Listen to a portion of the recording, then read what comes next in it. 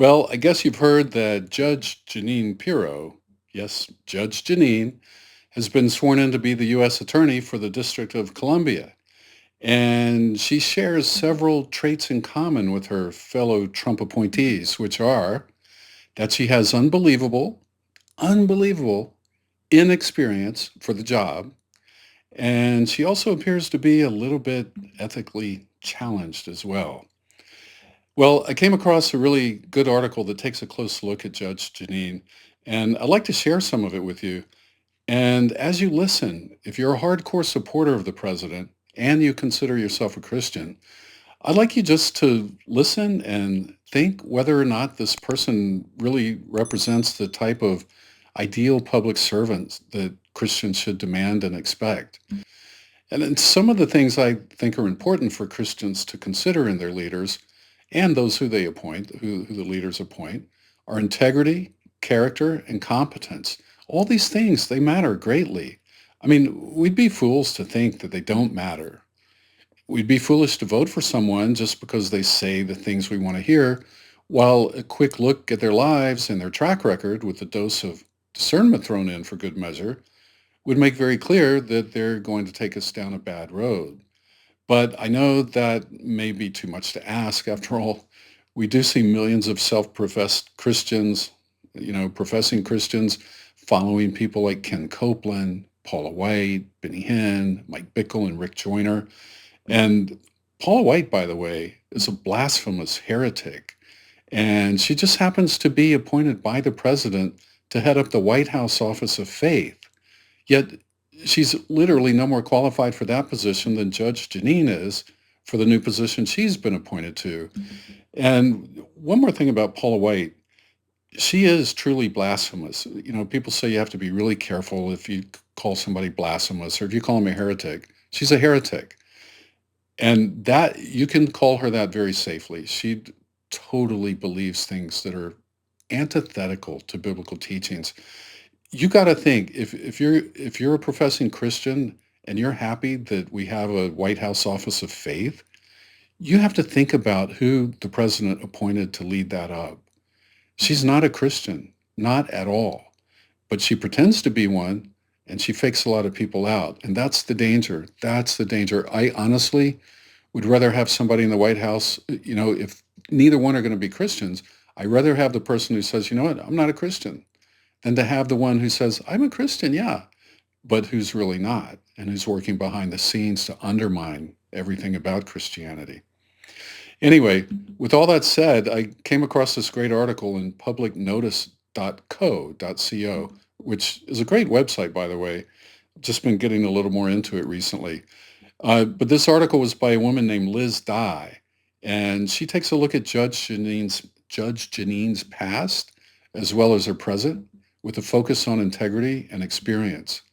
And I'll just read some excerpts from it here. It starts off, it says, yesterday afternoon, Jeanine Pirro was sworn in as interim U.S. Attorney for the District of Columbia, get this, becoming the 23rd Fox News personality to join the Trump administration. What is going on? And then and his supporters are like, oh, that's great. Pete Hegseth, awesome. Judge Jeanine, awesome. This is crazy. We are going to find out so the hard way that when you don't have expertise in government, when you don't have people who know what they're doing, it's going to crash hard. It's going to crash really hard. And we're all going to be sorry someday that we didn't care more when these things happen. Anyway, the article continues, Pirro is grossly unqualified for this job, I'll say.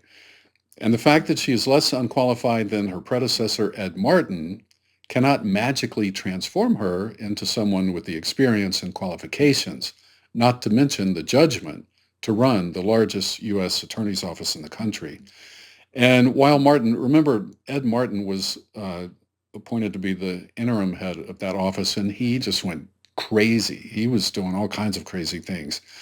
And so Liz Dye says, while Martin's bumptious threats to Trump's political enemies came to nothing, Pirro knows just enough to actually be dangerous. And that's the scary thing about some of these people. Last week, Republican Senator Tom Tillis, you may remember, acknowledged what was clear to everyone in D.C. weeks ago, that Ed Martin, the interim U.S. Attorney for D.C., didn't have the votes to get confirmed to a full term. While with the clock ticking, sorry, with the clock ticking down on Martin's 120-day interim appointment, Tillis announced that he wouldn't vote to advance Martin out of the Judiciary Committee, which spared the president the disgrace and humiliation of failing to resuscitate a moribund nomination. After insisting that he absolutely could have gotten it done, after Trump insisted he absolutely could have gotten it done, if only he weren't so busy doing important president stuff, Trump promised to replace Martin with someone great. And hours later, he nominated Pirro, burbling that she's in a class by herself. And that's true, as far as it goes.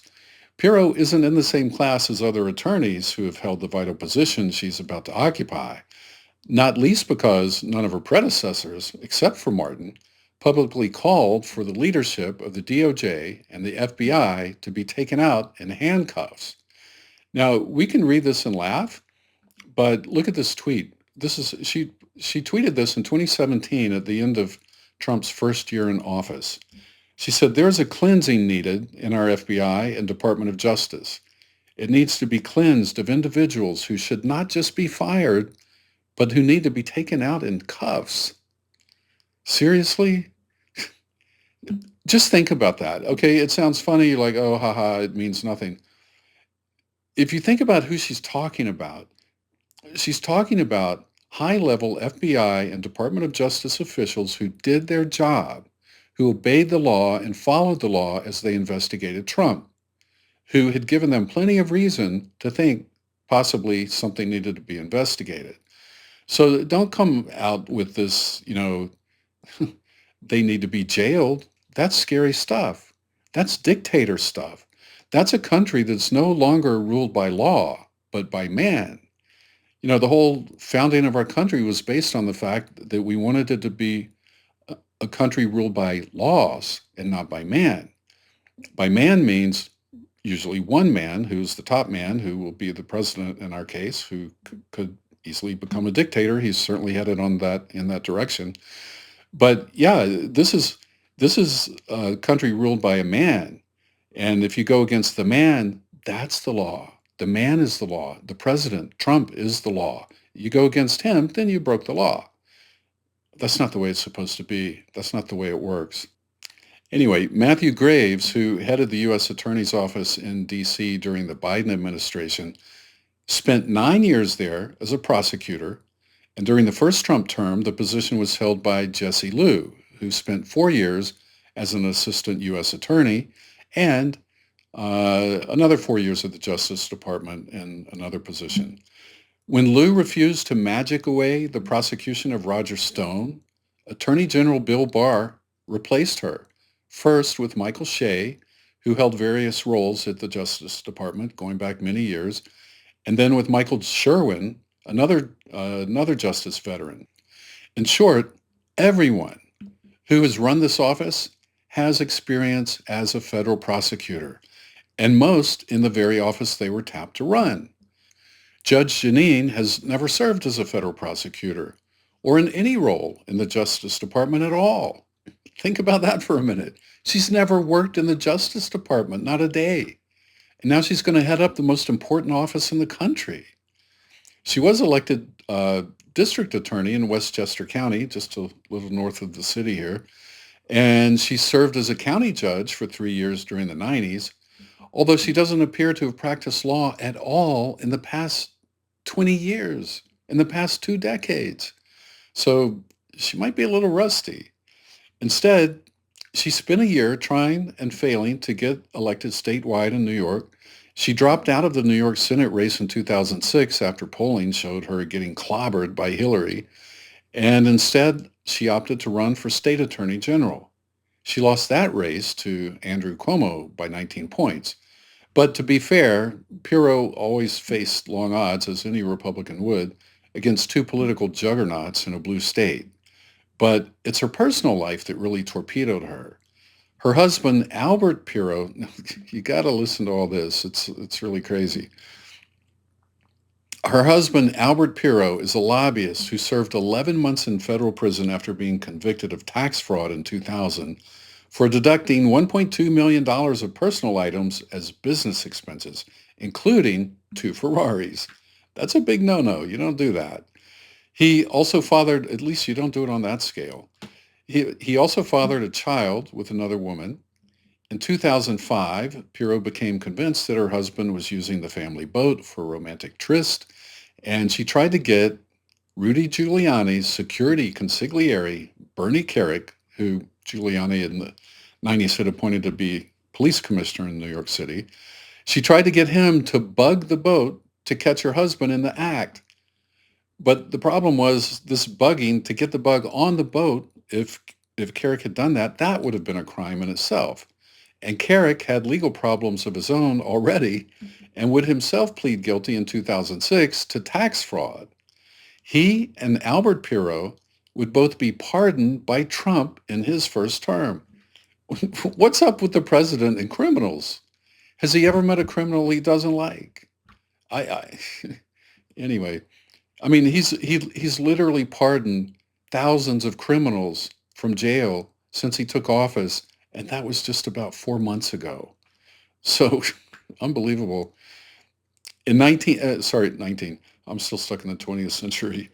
In 2005, when Kerik's pal Jeanine was demanding help to nail her cheating husband, his phone was being wiretapped by the feds, Kerik's phone. During the election, it emerged that she'd been recorded shouting to Kerik, "What am I supposed to do? I can go on the boat. I'll put the friggin' thing on there myself." So Kerik's basically telling her, "I can't put the bug on the boat because it'd be illegal. It's a crime for me to do that." She said, "Well, I can go on the boat. I can put it on there." Now, keep in mind, the boat was in her husband's name, fully in his name. They were, I don't know what their marital status was at the time, but they were headed down the road to divorce. I don't know if he had told her she had permission to come on the boat or not, but she felt she had permission and she could do it legally. But if her personal life was too salacious for public office, it wasn't too salacious for TV, as you can imagine. In 2008, she began a gig on the CW television network as the host of a Judge Judy knockoff called Judge Jeanine Pirro. And 3 years later, she moved to Fox, where she spewed nonsense and stoked rage. The closest Pirro got to a courtroom in that time was when she was deposed by lawyers for Dominion voting systems about the patently defamatory things she said on air after the 2020 election. Pirro's wild claims, along with those of her colleagues, cost the network $787 million, almost $1 billion. A suit by Dominion's competitor, Smartmatic, is ongoing, although Pirro herself has been dropped as a defendant. It's probably a pretty good idea to drop a defendant who's now a U.S. attorney, if you can do it and keep your case going. Well, anyway, at least we can say she's less worse than the last guy who held this position in D.C. When Trump named Pirro as Martin's replacement, Senator Tillis gushed about her long and storied career as a prosecutor in Westchester County, calling her a great choice by the president to serve as U.S. Attorney for D.C. And check this out. Sorry to interrupt the story, but Tillis is saying she had a long and storied career as a prosecutor of a small but important county in New York State, Westchester County. But it's small. It's semi-rural. Rural. It's like out in the countryside. And Kamala Harris was the attorney general for the entire state of California, the largest state in the nation. And they were like, "Oh, that's nothing, no big deal there." But find a TV host to be a judge who used to be a prosecutor in a small county out, away from the big city. And, oh, that's great. That's amazing. Anyway, the hypocrisy of these people. The Atlantic magazine. The Atlantic's Gilad Edelman wrote that Pirro had a legal career that, at least on paper, and by the feeble standards set by Trump's other appointments, prepared her for her new job as DC's top prosecutor. But that's grading the Trump administration on the steepest of curves. If Democrats nominated someone with no experience as a federal prosecutor to run that office, Republicans would howl that it showed contempt for the rule of law, and they would be right. So why aren't the Democrats howling about it now? I mean, seriously, this is outrageous. And okay, to continue the article, while Pirro's CV, her resume, is ever so slightly less inappropriate than Martin's, she's still a wildly inappropriate choice for the job. Ed Martin is a ridiculous loudmouth. In his brief 4 months on the job, he threatened everyone from, get this, from Wikipedia to the New England Journal of Medicine to Georgetown Law School. He tried and failed to indict Senator Chuck Schumer. To indict a senator who had committed no crime? And he got laughed out of court by a magistrate judge when he sought a warrant to seize clean energy funds held by Citibank. The guy was a nutcase. But his buffoonery came to nothing, thankfully, serving only to highlight the deterioration of the DOJ under Attorney General Pam Bondi, who also had no federal experience before taking over from Merrick Garland. Martin's only success was in hollowing out the office he presided over, purging attorneys who worked on the January 6 cases, and driving away scores of competent, experienced lawyers. Great track record there, Ed. Jeanine Pirro is also a ridiculous loudmouth whose own producer described her as a reckless maniac who should never be on live television. They didn't even trust her to put her on live TV because they don't know when she's going to say something really crazy and horrible. She's expressed deep distrust of career staff. She's lauded the January 6 rioters as patriots. They were not patriots. We all saw it on TV. Go back and look at the tape. I heard, who was it? Somebody. Anyway, it was one of those so-called Christian MAGA people who holds office in Washington, saying recently that the protesters there stood behind the lines or stood behind the ropes, meaning they didn't do what we all saw them do. It's just this whole thing of January 6th is so filled with lies by these people. It's really bad, and it's not funny, and it's really knocking out the foundations of our democratic system. That's how serious it is. But she has made clear that she will use the office of U.S. Attorney to protect the interest of Trump rather than the interest of justice. Folks, that's what you call a dictatorship. That is a dictatorship. When you have the law enforcement officials doing everything they do to protect the man at the top rather than to follow the law. And I'm sorry, but when you say the January 6 rioters were patriots, you're not following the law. You're just not. Anyway, the article continues. Although she's likely to send out fewer idiotic letters, there's no indication she'll run the D.C. U.S. Attorney's Office in a professional manner. Of course not. There's no indication anybody Trump's appointed to anything will run their agency in a professional manner. There's really not. It's crazy. Anyway, and Liz Dye goes on to say, after saying she won't run it in a professional manner, and that's a shame because that office plays a vital role in both federal and local law enforcement. Since D.C. isn't a state, the U.S. Attorney is responsible not only for prosecuting federal crimes in the nation's capital, but also state-level crimes in the city. Ironically, that's the part of the job for which Pirro is least unqualified for, having run a county prosecutor's office in New York a generation ago. She may know nothing about national security law or white-collar crime, but she did make domestic violence her signature issue and is presumably competent to handle street crime prosecutions in the district, which could always use a little help. Perhaps the old muscle memory will kick in and she'll at least prosecute muggings and burglaries like a normal person. On the other hand, she seems to have forgotten about the Fifth Amendment's guarantee of due process, which says you cannot be deprived of life, liberty, or property without due process. And when they say you cannot be deprived of liberty without due process, it means you can't be taken to jail without due process. You can't be sent to El Salvador, to a gulag, without due process. That's what it means. It's in the Constitution. Anyway, she said all this during a recent episode of The Five, reading from her prop pocket Constitution. And then she says, it says nothing about illegals, so cut the crap. That sounds like Fox News, right? Well, now we have Fox News running some of the nation's top law enforcement offices. Cut the crap indeed. This woman isn't qualified to supervise a high school civics class, much less a U.S. attorney's office. And comparing her to her even less qualified predecessor doesn't change that. But you know what? And that's the end of the article. This is me now. The exact same thing can be said for almost every single high-level appointee in this administration. They're completely unqualified. Some of them are former criminals. Almost all of them seem to be ethically challenged.